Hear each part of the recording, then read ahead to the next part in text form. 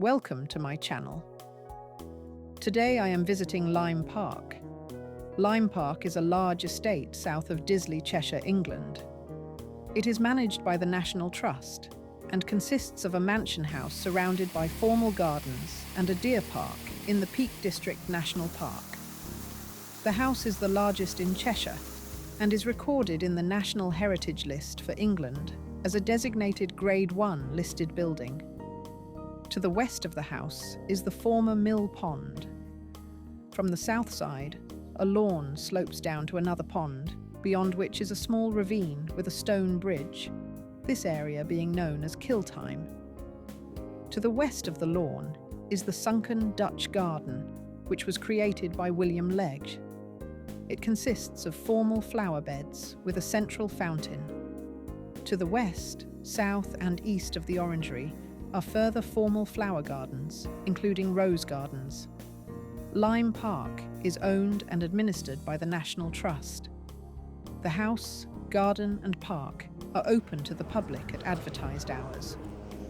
An entrance fee to the house, garden and park is payable by non-members of the National Trust. In the grounds are shops, a refreshment kiosk, a coffee shop and a restaurant. Events are held regularly in the park. Lyme is well worth a visit.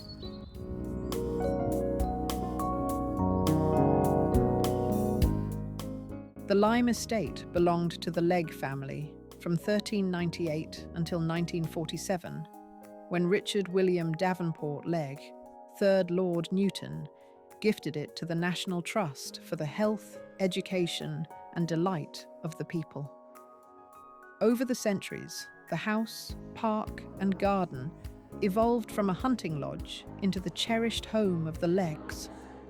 Each generation shaped Lyme in response to changing fashions and the social and economic circumstances of their time. On 4th January 1398, King Richard II granted the land at Lyme to Piers Legge and his wife Margaret Legge. This grant honoured an act of bravery by Margaret's grandfather, Sir Thomas Daniers, who rescued the Black Prince's royal standard during the Battle of Crecy in 1346. For this deed, described as replanting the prince's banner at Crecy, Sir Thomas was promised an annual payment of 40 marks, 160 shillings, until it could be exchanged for land worth 20 marks a year. Sir Thomas died in 1354 without making the exchange, and the right passed to his heir, Margaret. More than 50 years later, in 1398, the long-delayed grant was finally fulfilled. Lyme became the family's hunting domain. It stood on the Cheshire-Derbyshire border. Its name derived from the Latin limes, meaning frontier.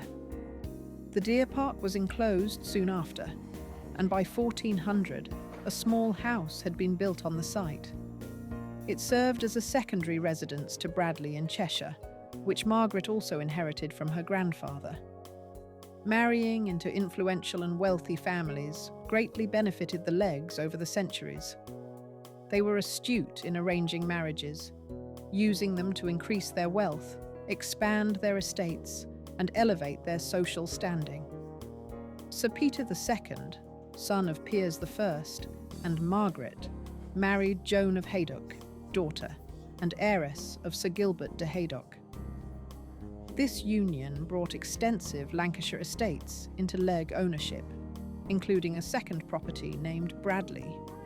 The full significance of this land was not realised until 3 centuries later, when coal was discovered beneath it. Until then, the Legges derived their wealth primarily from their vast landholdings in Cheshire and Lancashire.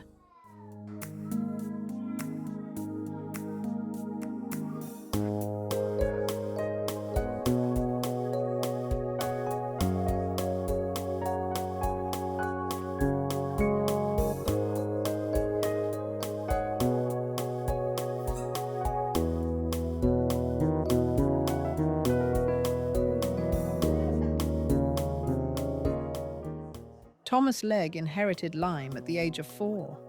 When he came of age, he revived the estate, commissioning architect Lewis Wyatt in 1814 to modernize the house.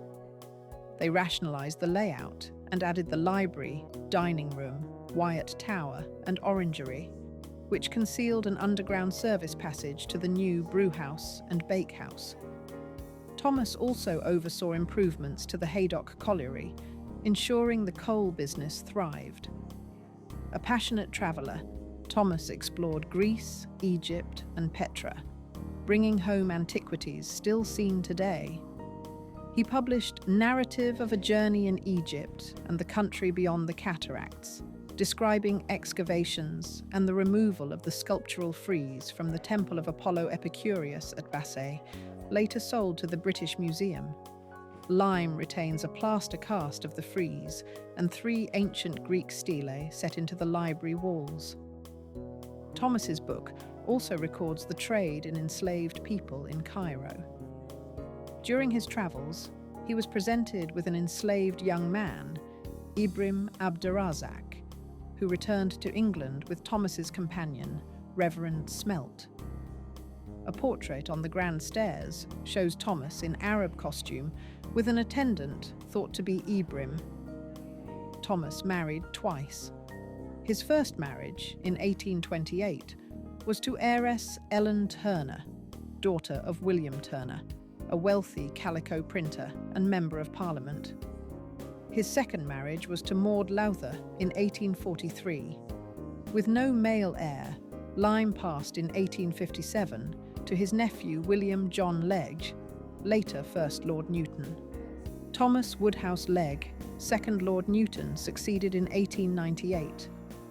He and his wife Evelyn Bromley Davenport oversaw Lyme's Edwardian heyday, introducing central heating and electricity and employing designers Philippe and Amédée Joubert to modernize the interiors.